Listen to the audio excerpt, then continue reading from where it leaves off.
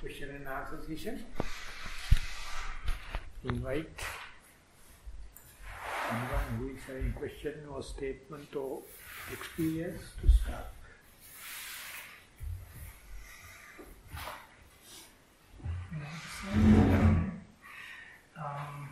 The boredom is still there for me all the time, and sometimes it's very hard to keep sitting.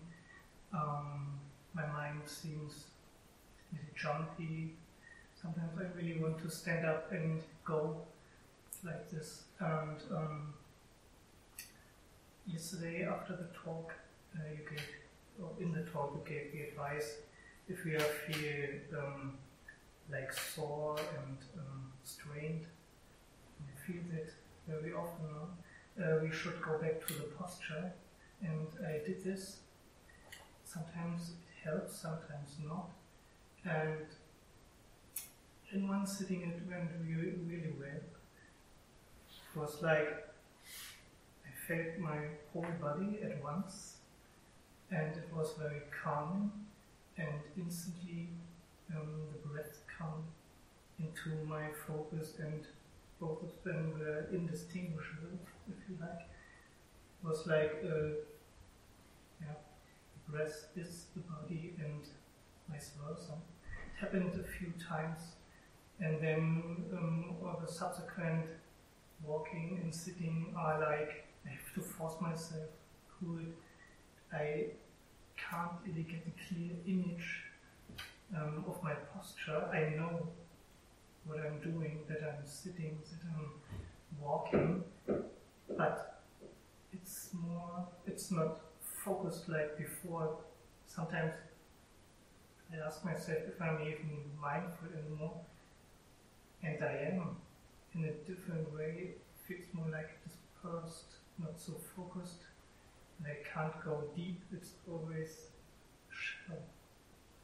Yeah, that's it for the last days. Just before with the Slovakian one also the same kind of event happened. So I gave the Pottapada Sutta, that is in Digha Nikaya. The Buddha says alternative 3 ego patterns. 3 ego patterns, alternative ego patterns. The one thing is that we can be aware that our body, which is eating solid, you have 3-dimensional concrete materiality. And whenever you are focusing on that body, that the gross body, whenever you are mindful on the gross body, you can forget about the rest of the world. Whenever you are forget about the rest of the world, you can be mindful on the body. And whenever you are mindful on the body, either you can be on the earth element or air element or heat element or breath or rising and falling, whatever may be, to take one aspect of the body, the breath, keeping the face-to-face with the breath. So whenever the mind is face-to-face with the breath, you are losing the body also. Then the mind is becoming subtle, the materiality. You know you are in the breath, but you don't know the configuration of the body. Whether you are walking or sitting or whatever may be. So that is a kind of a challenge, kind of accepting the impermanence and keeping the breath, and then that breath body also slowly disappearing. And there you are just in a perception. I am not dead. I am not sleeping. I am not unconscious. But there is no particular thing upon which the mindfulness is resting. That everything is just a perception. So these 2 stages are very, very challenging, very threatening to the body and the soul. When you are utterly messed up in the world, you consider this as my soul, this is my pivot, this is my reference point, that is my gross body. So whenever you give the gross body as the object of meditation, mindfulness, whenever you are successful, you are naturally forgetting about the world. The Buddha says you are forgetting about the worries full of world full of worries. Now you are worrying only on your body.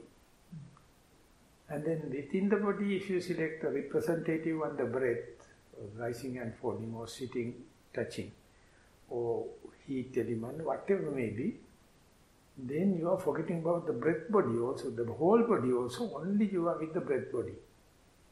If at all tension and frustration is there, it is pertaining to only the breath. Whole body pertaining, the worry is pertaining to the body also gone.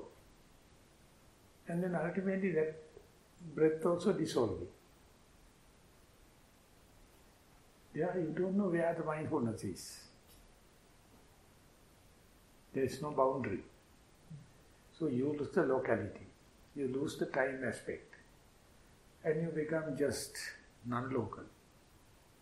So you don't know where the egocentric idea, where is your conceit, where is your it's to be attached into. So this is how the consciousness is evolving. Gross body, subtle body, and no material kind. Each and everyone is very threatening. Each and everyone is a challenge to the rational mind. So some people go very fast, some people are quite hesitant, they are very challenged, they are very slowly accepting it. They are not happy to accept it because they are so much attached to the body, so much attachment to the egocentric idea, so much attachment to the conceit. So let it happen slowly, don't force. If you are going to force, your body will be fainting, mind will be strenuous. So let the mind run this way, subtle body to the gross body, again the subtle, again the gross. So that is the way acclimatization. That's the way it is hardening. That is the way it is seasoning happens. Don't rush. Only thing is boring. Yeah. It's hard with the states.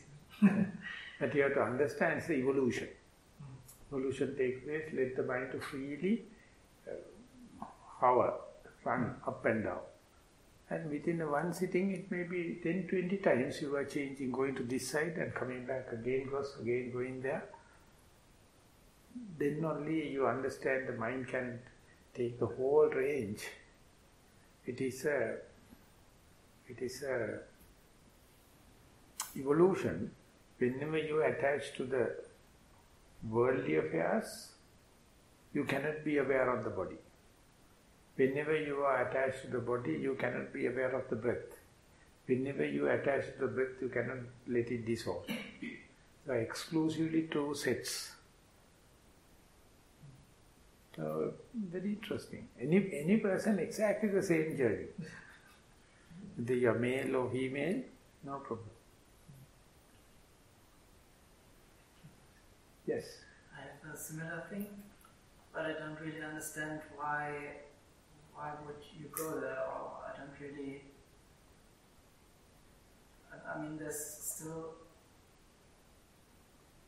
not really satisfying, but so there's no truth, or it's everything is just hazy for me. Transient. Everything is transient. Hazy, just haze or cloudy. Yeah. So that means out of that, rational mind is trying to find the permanent notion and the auspicious notion, happy notion, and it is myself, me and mine kind of thing. But when you really observe, there is no nothing such, me, mine and myself. So mind is in utter fighting.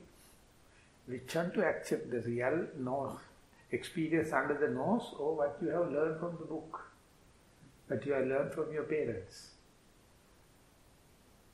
So it is the evolution.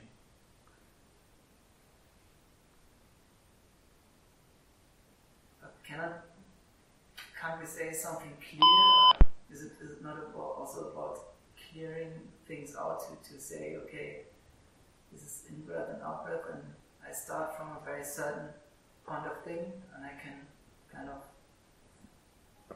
see what's real and what's not real. So a concept or reality? No. So it is very defined that my teacher, Venerable Katakuru Jnanananda, he wrote a book, Concept and Reality. It's a very classic in the present day. He passed away 2 years ago, and he translated that into Sinhala also. Read it and see how difficult to discuss this topic.